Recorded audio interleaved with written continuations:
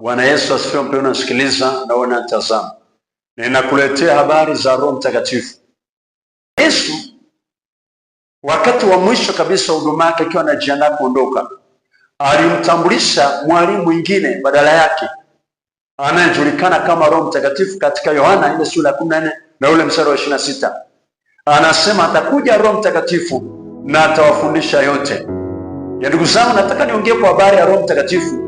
Yaani chukua picha ya kwamba unakaa chini, alafu mbele yako amesimama mwalimu ambaye ni Roho Mtakatifu, ambaye Isaya katika sura ya 11 mstari wa 2 anasema ndani ya Roho Mtakatifu kuna roho ya maarifa. Yaani ana package ya maarifa ambayo ukikaa chini yake, mimi nakuhakikishia mpendwa, hutofeli. Inawezekana wewe ni mwanachuo unasoma mambo ya engineering, mambo ya sheria, mambo ya udaktari, makosi magumu, profesa anafundisha uelewe chochote. Mimi nakwambia nenda chini, keti kwenye maombi, mwambie Roho Mtakatifu, naomba nifundishe, sijaelewa chochote. Kwa sababu Isa anasema yeye ni roho ya maarifa, roho ya hekima, ana hekima kuliko mtu yote chini ya jua, lakini yeye ni roho ya ufahamu na roho ya kumcha Bwana. Mtu mmoja anayemkubali sana, mwanafalsafa na mchungaji, anaitwa Manlo, aliwahi kusema Roho Mtakatifu ni wa muhimu sana na ana maarifa sana kuliko maprofesa wote wanaofundisha vyuo vikuu. Akasema Roho Mtakatifu ni wa muhimu sana kuliko magrupu lote la wanafalsafa duniani. Na Roho Mtakatifu akasema ni wa muhimu sana kuliko vitabu vyote vilivyo katika maktaba zote zilizoko duniani. Anasema ukizunganisha vile vitabu vyote haviwezi vikafikia hekima wala maarifa aliyo na Roho Mtakatifu.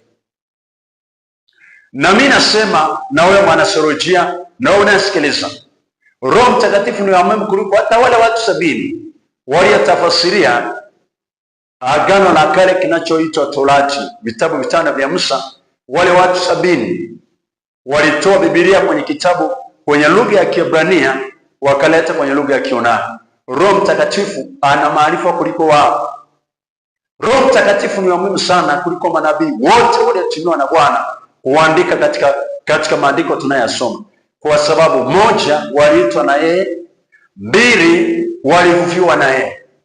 Roho Mtakatifu ni wa muhimu sana na maarifa yake yako juu sana, lakini Roho Mtakatifu ni wa muhimu sana na maarifa kuliko vyuo vyote vya Biblia na wanatheolojia wote. Sikiliza sana mwanatheolojia. Mtu mmoja alitembea na Mungu anaitwa Ben Hinn. Wakati anafuatilia shida yake, ameandika kitabu kimoja kinaitwa Good Morning Holy Spirit. Anaeleza uzoefu wake na ujuzi wake wa kutembea na Roho Mtakatifu. Alifika mahali akamfanya Roho Mtakatifu kuwa mwalimu. Anasema alifika mahali akawa na intimacy, ule ushirika na Roho Mtakatifu, wakawa kama kitu kimoja. Anasema ilifika mahali akiwa amelala, Roho Mtakatifu anamjia, anashika shuka lake, anamwambia inuka tuongee. Wakati mwingine akiwa amelala, Roho Mtakatifu anamjia, anamwambia inuka, nisema natamani tuwe na muda tuombe, tuabudu pamoja. Yule mtumishi ni mtumishi mwenye mafanikio katika huduma yake na katika maisha ya kawaida, kwa sababu huwezi ukafeli kuwa chini ya mwalimu Roho Mtakatifu. Yaani Roho Mtakatifu hawezi kukufelisha uone kwenye biashara. Roho Mtakatifu atakupa maarifa, kwa sababu ni roho ya maarifa, roho ya hekima. Ukiwa kwenye siasa, wakina Daniel, wakina Yusuf hawakuwa watumishi kama wachungaji, lakini walikaa chini ya Roho Mtakatifu na Roho Mtakatifu ageuza maisha yao. Mimi nakutia moyo mpendwa, naomba mwambie Roho Mtakatifu nifundishe. Hutofeli katika maisha yako. Unatumia nguvu kubwa sana katika huduma. Wewe ambaye ni mchungaji, wewe ambaye ni mtumishi mwenzako, unaanza kazi ya Bwana, naomba keti chini ya mwongozo wa Roho Mtakatifu. Naomba kaa chini, kubali Roho Mtakatifu. Theolojia haitoshi bila Roho Mtakatifu. Na msikiliza mchungaji mmoja anaitwa Magembe, anasema mguu mmoja upako, mguu mmoja elimu.